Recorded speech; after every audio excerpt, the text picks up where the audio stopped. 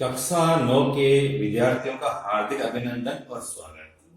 आज हम जो है आर्थिक संकट के बारे में अध्ययन करेंगे। आर्थिक संकट।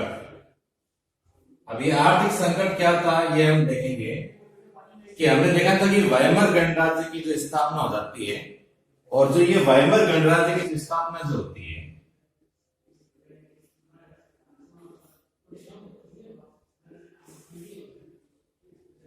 तो वर्साय की संधि के अनुसार जो है लगभग 6 अरब जो राशि जो थी वो उन्हें हर्जाने के रूप में चुकानी पड़ती थी। अब ये राशि जो है इसकी वजह से जो है इनके ऊपर जो है काफी कर्ज जो था वो चढ़ जाता है। जर्मन साम्राज्य के अंदर ये राशि चुकाते हैं, लेकिन 1923 के अंदर जो है आते आते हर्जाना चुकाने से ये जो है मना कर देते हैं। ठीक है, तो हर्जाना चुकाने से जो है इनके द्वारा जो है मना कर दिया जाता है।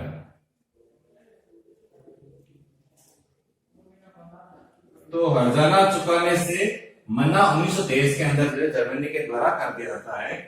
ये आर्थिक संकट जो था ये जर्मनी के ऊपर ये आया था। तो हर्जाना चुकाने से मना करते हैं। तो हम क्या देखते हैं कि फ्रांस जो होता है ये इसके जो औद्योगिक उत्पादन का जो क्षेत्र जो है रूर उसके ऊपर अपना अधिकार कर लेता है। जर्मनी का एक क्षेत्र था और उस क्षेत्र का नाम था रूर। इस रूर पर जो है वो अपना अधिकार जो है कर लेता है और यहां से जो कोयला उत्पादन जो अधिक मात्रा में यहाँ होता था। तो औद्योगिक उत्पादन जो जहां जर्मनी थोड़ा बहुत कर रहा था वहां पर जब फ्रांस का अधिकार हो गया था, तो इसका मतलब क्या हुआ कि फ्रांस के द्वारा ऐसा करने से जो है जर्मनी की स्थिति जो थी और ज्यादा खराब होने लगी थी। अब जर्मनी क्या कर रही थी कि उन्होंने जो है कागजी मुद्रा छापना शुरू कर दिया। ठीक है, तो कागजी मुद्रा जो है उनके द्वारा जो है छापना शुरू हो गया था। तो कागजी मुद्रा जो है इनके द्वारा छापी जाने लगी थी। तो कागजी मुद्रा जर्मनी के द्वारा छापी जाने लगी थी।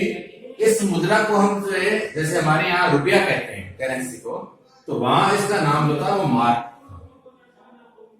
इस मुद्रा का नाम क्या था? मार्क। तो ये कागजी मुद्रा जो है इनके द्वारा बहुत अधिक मात्रा में छापी जाने लगी थी। अब ऐसा करने से क्या हुआ था कि मुद्रा तो छपने लगी थी, लेकिन मूल्य जो था वस्तुओं का जो था बहुत तेजी से जो है गिरने लगा था। मुद्रा का मूल्य जो था ये तेजी से जो था गिरने लगा था। कारण क्या था कि वस्तुएं जो थी वो महंगी होने लगी थी। वस्तुएं जो थी वो महंगी होने लगी थी और मूल्य जो नोट जो थे मार्क जो थे इसकी मात्रा बहुत अधिक जो है जर्मनी के अंदर बढ़ गई थी। अगर हम इसकी तुलना जो है अमेरिकी डॉलर से करें तो डॉलर से अगर तुलना करें तो हम देखते हैं कि अप्रैल से लेकर दिसंबर का जो समय जो था,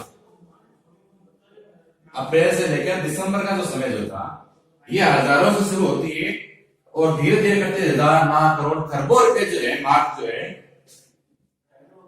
$1 जो है वो खरबों मार्क के बराबर हो जाता है। तो कहने का मतलब है कि इसकी जो मूल्य जो कीमत होती मार्क जो इनकी जो करेंसी जो थी वो काफी गिर जाती है। अगर अमेरिकी डॉलर से इसकी तुलना की जाए वस्तुएं जो थी वो भी यहाँ पर जो है काफी महंगी जो है वो होने लग जाती है। अब ऐसे संकट के अंदर जो क्या होता है अति मुद्रास्फीति आ जाती है।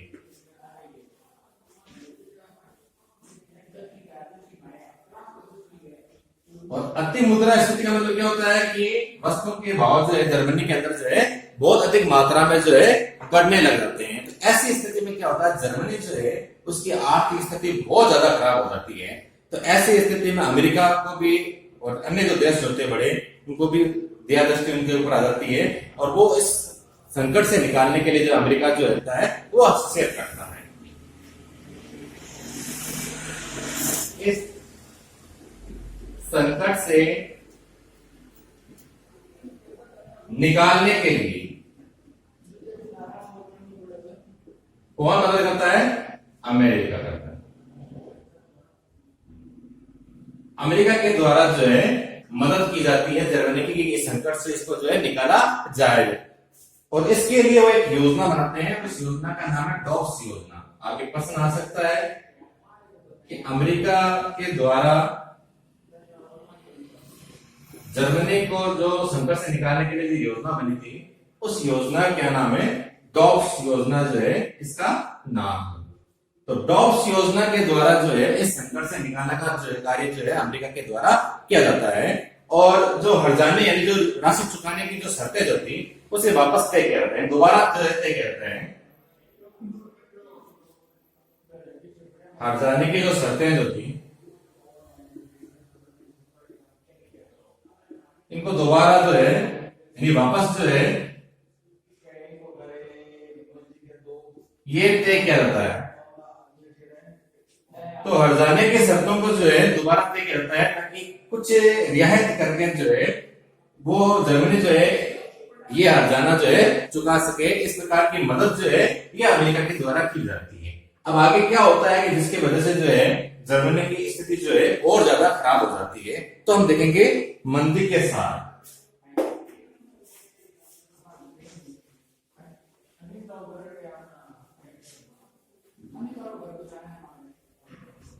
तो अपनी अगली हेडिंग जो है वह मंदी के साथ। मंदी के साथ मदद कौन कर रहा है? अमेरिका कर रहा है। लेकिन होता क्या, धीरे धीरे अमेरिका की भी हालत अब खराब होने लगती है। कैसे? अमेरिका के अंदर एक शेयर मार्केट है और उस शेयर मार्केट नाम है वॉल स्ट्रीट एक्सचेंज। ये जो मार्केट जो है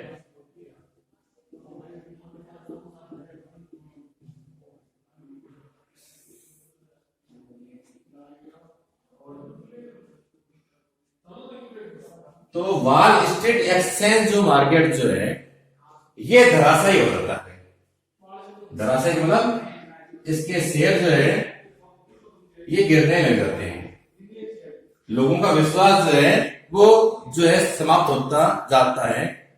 कारण क्या था कि इनके जो शेयर जो थे इनकी कीमतें गिरने लग जाती है। कारण लोगों को ऐसा लग रहा था कि जैसा अन्य यूरोप के देशों में हो रहा है वैसे हमारे यहाँ पर भी होगा और शेयर की कीमत जो है वो कम हो जाएगी। तो लोगों ने क्या किया, शेयरों को बेचना शुरू कर दिया था। और उसकी वजह से ये जो शेयर मार्केट की जो सबसे बड़ी जो वॉल स्ट्रीट एक्सचेंज होती ये जो है धराशायी हो जाती है। इसके शेयरों की कीमत जो है काफी गिर जाती है।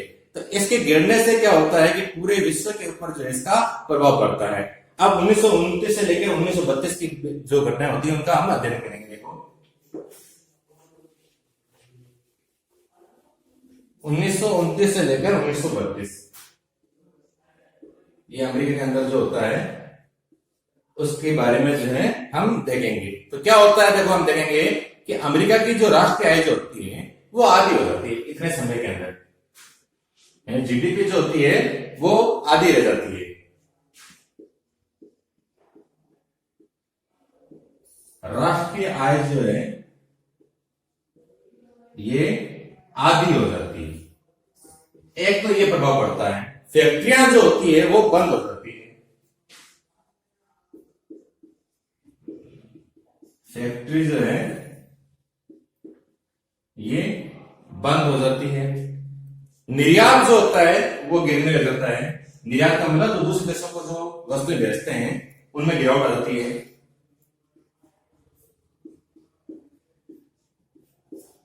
निर्यात जो है गिरना, निर्यात जो होते हैं वो कम हो जाते हैं। किसान जो होते हैं उनकी हालत जो होती है खराब हो जाती है।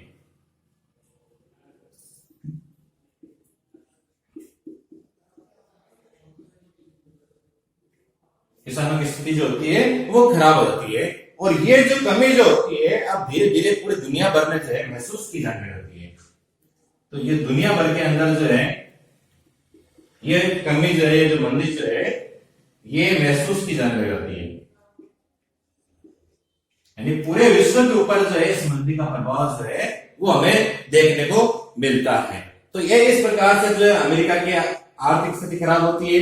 तो अमेरिका की आर्थिक स्थिति खराब होने से क्या होता है कि वो जर्मनी की मदद लेके पाता है, तो जर्मनी जो है उसके ऊपर और बुरा प्रभाव पड़ता है। अब हम जो अगली हेडिंग पढ़ेंगे मंदी का बुरा प्रभाव जर्मन अर्थव्यवस्था के ऊपर, वो देखेंगे।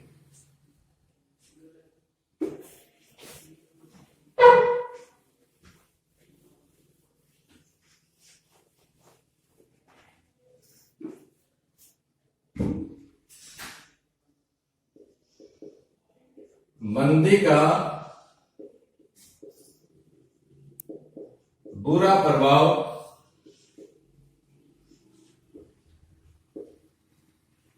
जो होता है वो किससे पड़ता है? जर्मन अर्थ व्यवस्था। तो मंदी जो हो रही थी पूरे विश्व के अंदर, इसका प्रभाव जो होता है ये जर्मन अर्थव्यवस्था पर कैसे पड़ता आप देखेंगे। तो हम क्या देखते हैं कि 1929 से लेकर 1932 का जो समय जो है, यानी 1932 के अंदर जो है जर्मनी के अंदर जो है औद्योगिक उत्पादन जो होता है वो मात्र 40% हो जाता है।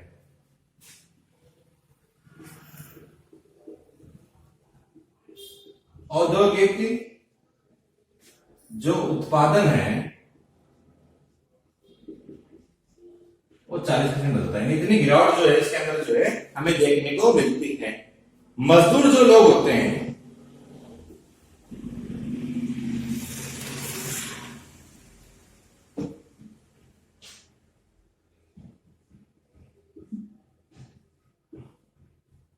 या तो ये बेरोजगार हो जाते हैं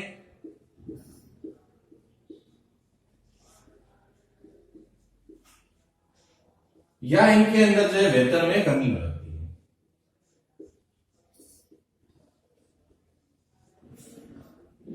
अब यहां थोड़ा ध्यान दीजिए, बेरोजगार का मतलब उन्हें रोजगार नहीं मिलना या उनको जो वेतन मिल रहे थे वो पैसे उतने नहीं मिलना, इस प्रकार की घटनाएं जो हो जाती है। और ये बेरोजगार जो है सड़कों पर जो है ऐसे बैठे रहते थे, या जब कहीं पर कोई रोजगार का ऑफर होता था, 10 लोगों की जरूरत होती थी तो हजारों लोगों की लाइन जो है वहां पर लगी रहती थी। ऐसी स्थिति जो थी वो जर्मनी के अंदर हो गई थी। लोग अपने गले में तख्ते डाल के जो है उसके ऊपर लिखा होता है कि हमें रोजगार चाहिए, जगह जगह घूम रहे थे। इतनी खराब हालत जो होती है कोई रोजगार देते उनको, ऐसी स्थिति जो थी ये जर्मनी की हो गई थी। और इसके वजह से जो युवा लोग होते हैं वो क्या करने लगे थे? आपराधिक गतिविधियों में लिप्त हो गए थे। तो युवा वर्ग जो था ये क्या करने लगा? आपराधिक गतिविधियों में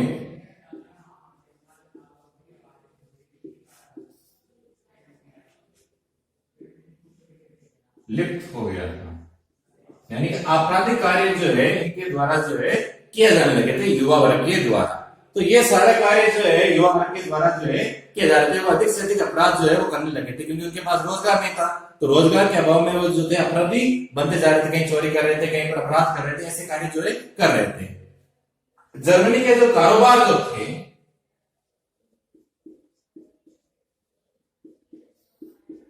ये ठप हो गया था, यानी कि बंद हो गए थे या बहुत कम जो है हो गए थे। ये प्रभाव जो है हमें देखने को मिलता है। अब जो व्यवसायी है या व्यापारी जो है इनकी स्थिति देखेंगे।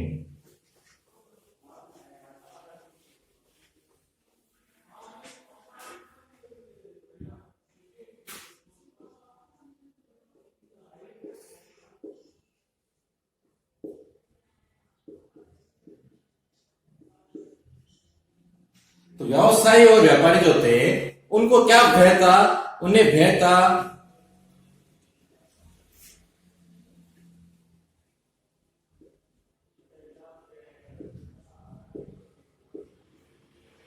सर्वहाराकरण का भय था। ये महत्वपूर्ण है, सर्वहाराकरण। आपके पसंद भी आ सकता है कि सर्वहाराकरण किसे कहते हैं? गरीब होते होते इनकी स्थिति जो है मजदूरों जैसी हो जाए, ये इनको जो है भय था। गरीब यानी गरीब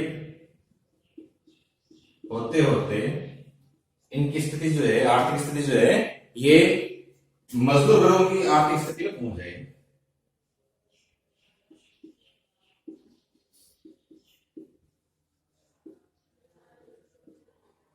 मजदूर वर्ग की आर्थिक स्थिति में पहुंचना, ये इनको भय लगने लगा था। तो गरीब होते होते मजदूर वर्ग की आर्थिक स्थिति में पहुंचना, इसको कहते हैं सर्वहाराकरण वर्ग। और ये जो था, ये व्यवसायी या व्यापारी जो थे, इनको भय ऐसा होने लगा था कि हमारी स्थिति जो है ऐसी हो जाएगी। राजनीतिक स्तर पर अगर हम बात करें तो वाइमर गणराज्य जो था वो काफी नाजुक दौर से चल रहा था। यानी वाइमर गणराज्य की जो स्थिति जो थी वो काफी खराब चल रही थी। वहां पर जो सरकारें बन रही थी वो सरकारें बन रही थी गठबंधन की सरकारें।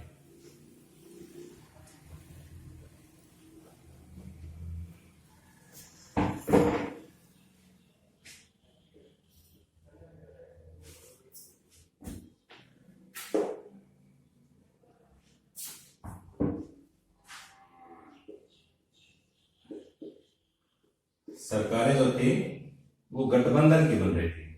जैसे मान लो अगर हमारे भी ऐसा हो कि जैसे मान लीजिए 20% मंत्री जो होते हैं वो बीजेपी के हो, 20% कांग्रेस के हो, आम आदमी पार्टी के हो, बहुत सारी पार्टियों के जो होते हैं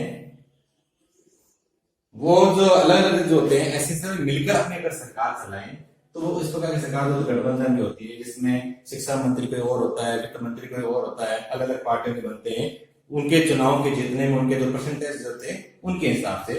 तो इस प्रकार की वहां सरकार थी, इसलिए सही ढंग से चलाना इनके लिए काफी मुश्किल थी। सरकार के लिए जो है काफी मुश्किलें आ रही थी जो सही ढंग से अपनी सरकार जो है वो चला सके। अब एक व्यवस्था और थी यहाँ पर अनुच्छेद 48 के तहत संविधान के अंदर राष्ट्रपति जो था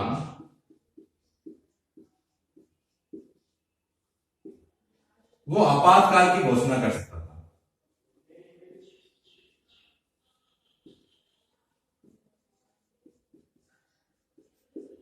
कहने का मतलब है ऐसी स्थिति में जो है नागरिकों को जो अधिकार मिले हुए थे वो सारे अधिकार जो उनसे छीन लिए जा सकते थे, ऐसी शक्ति जो थी वो राष्ट्रपति को मिली हुई थी अनुच्छेद 48 के तहत वहां पर। और हमें इसके अंदर क्या देखते हैं कि 20 मंत्रिमंडल जो होते हैं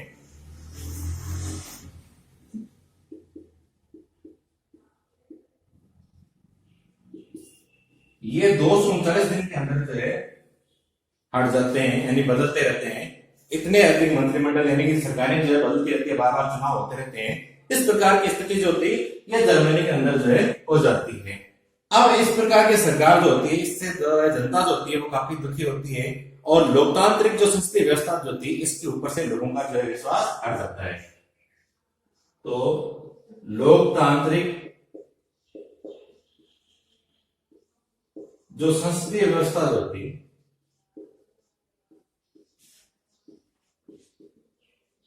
इसके ऊपर से जो है लोगों का जो है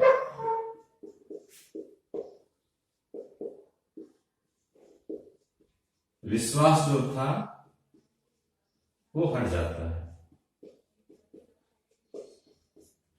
तो इस प्रकार हम देखते हैं कि पूरे आज जो पड़ा था किस प्रकार से जो है वाइमर गणराज्य जो होता है संकट में आता है, अमेरिका मदद करता है, अमेरिका की हालत खराब हो जाती है तो उसकी वजह से वापस जर्मनी की हालत खराब हो जाती है, उसकी वजह से वाइमर गणराज्य होता है उसको काफी नाजुक दौर में चला जाता है। वहां पर जो सरकारें बनती है वो गठबंधन की सरकारें बनती है, लोग जो होते हैं ऐसी व्यवस्था से जो है उनका विश्वास जो है हट जाता है।